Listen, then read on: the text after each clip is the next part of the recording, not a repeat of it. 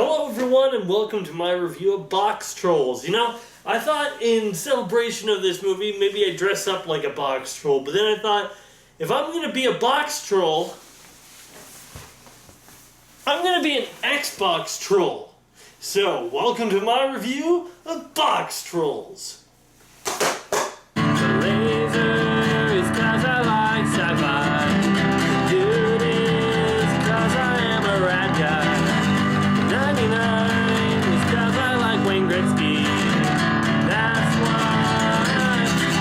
Lazy Dude 99.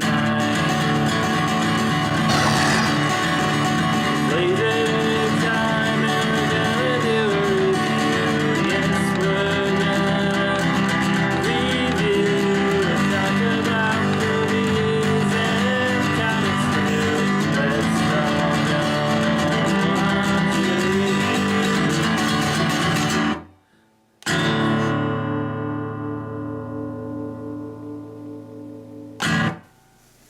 Hello and welcome to my review of Boxtrolls, and yes, I'm going to be wearing this throughout the review because it took me a while to cut this open. So the Boxtrolls is the new movie by Laika Studios, I'm hoping I'm pronouncing that right, who produced and made such films as Coraline and Paranorman. It is a claymation movie about this town called Cheesebridge, which is basically this town that has these things called Boxtrolls that live in underground and come up at night to take stuff. Now, these are actually really peaceful creatures and only take things that other people have thrown away and that they can find a use for, but this other guy wants to become one of the top members of this high society. He wants to become the highest of the high, the people who all they do is sit around and sniff and taste cheese. And he's just a pathetic lowlife. So he finds a scheme to do it where he convinces one of the guys that if he gets rid of all of the Boxtrolls, he will allow him to join the high society. So he is on his way to try to destroy the society of the Boxtrolls so he can join the high society.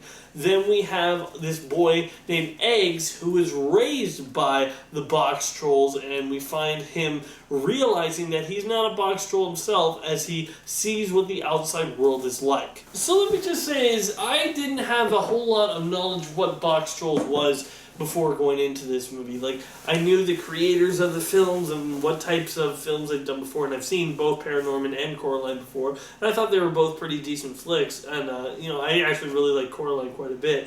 It was just, this company has its way of trying to do the more bizarre, weird, and dark type of stories, show the ugly side of animation. And you know what, I actually think it's pretty interesting in that respect. This movie, we go into this boy named Eggs, who I actually think is kind of cool, I don't know why, but Eggs, it's an easy name to remember. And all of the Boxtrolls have, their name is basically whatever's on their box. So my name right now would be, I don't know, Xbox One, Connect,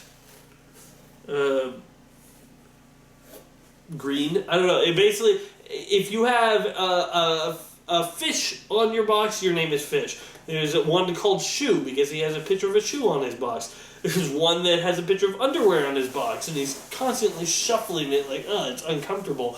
And each Boxtroll has a different picture on his box, and therefore it's a different name because of that, which is kind of cool. The boy's box, it says Eggs, so that's his name, Eggs.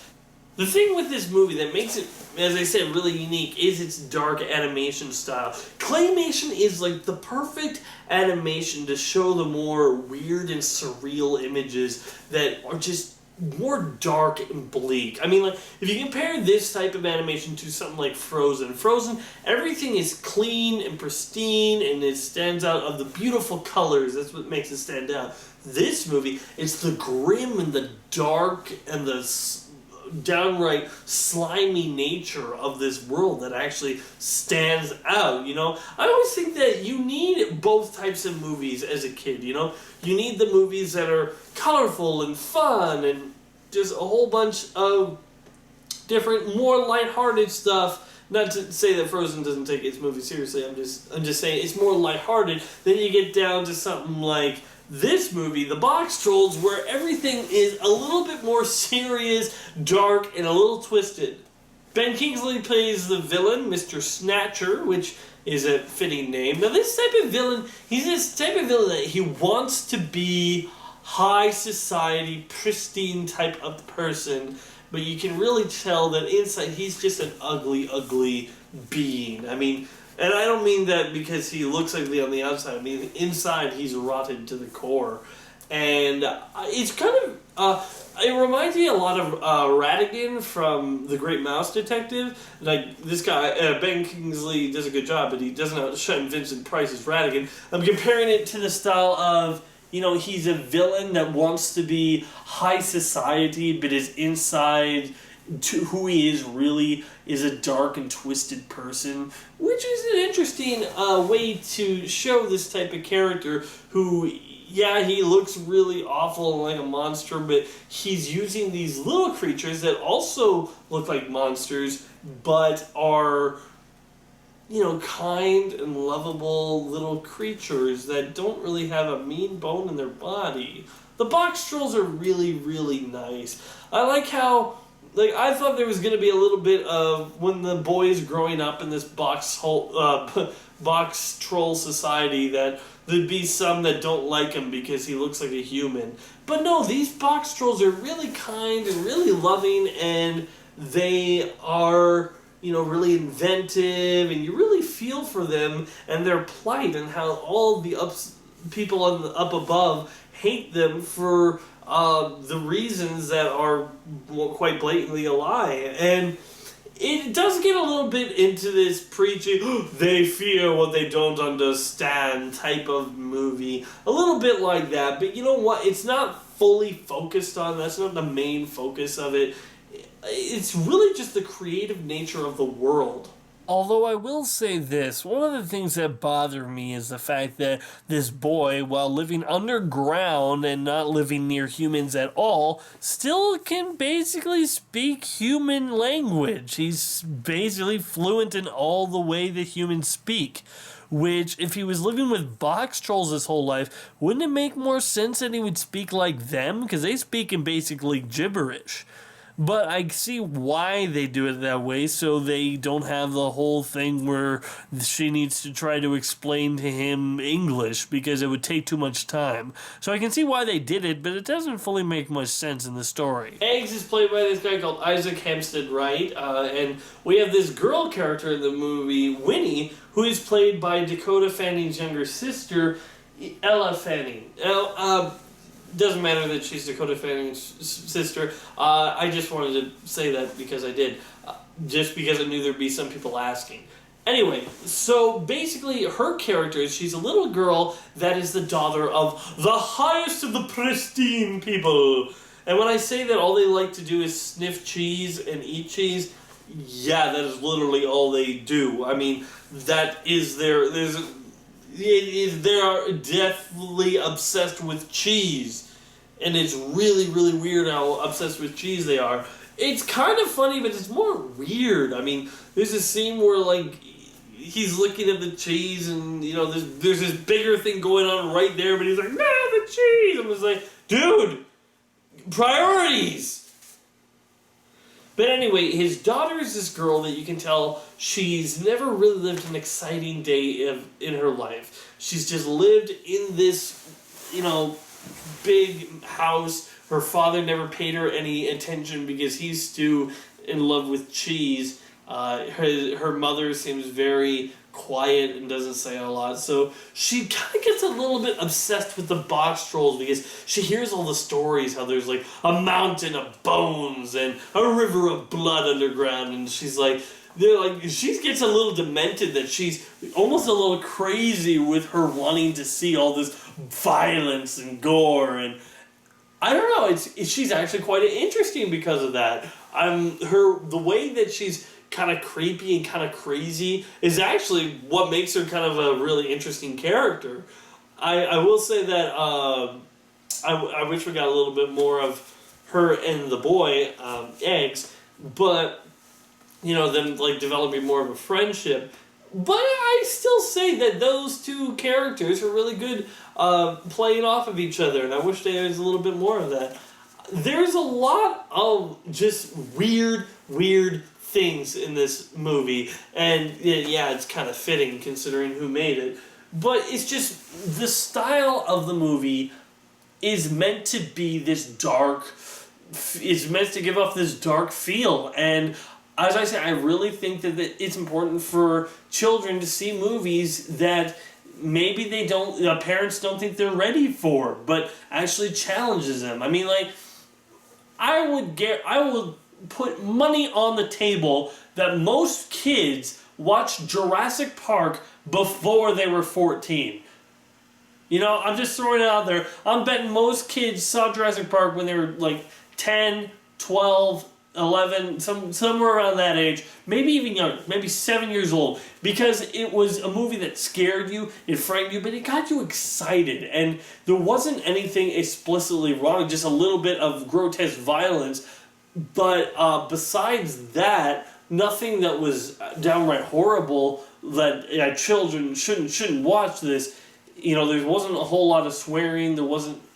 Same with this movie. Like, there's no swearing in this movie, but it gets a little dark and goes places that other animated movies wouldn't necessarily go, but it does it in a way that it's okay, because in the end, it treats itself just fine, and that's all that matters.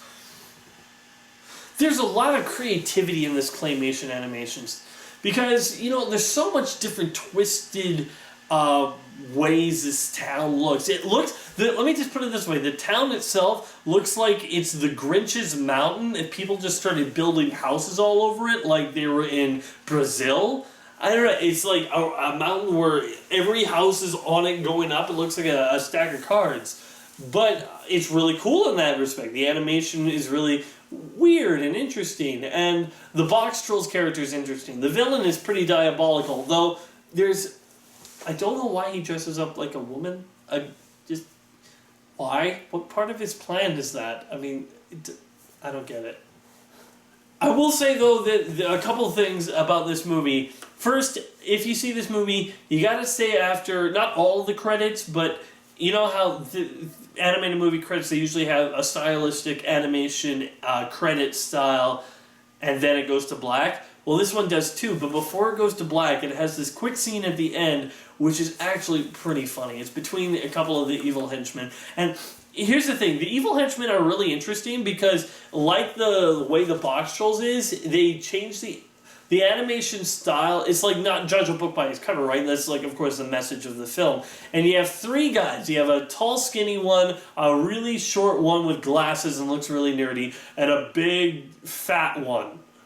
The fat one is actually the most logical and has the most brains and seems to quote the most, like, higher educated stuff, you know? Where normally we see the big fat one as the middle one is like a little bit of a little bit slower than the fat one, but he's right there. And then you have the one that looks like the short, nerdy one, which normally in movies would be the smarter character. And he's just a mindless one that wants to cause all the violence. So I like how they switched up the roles a little bit for that.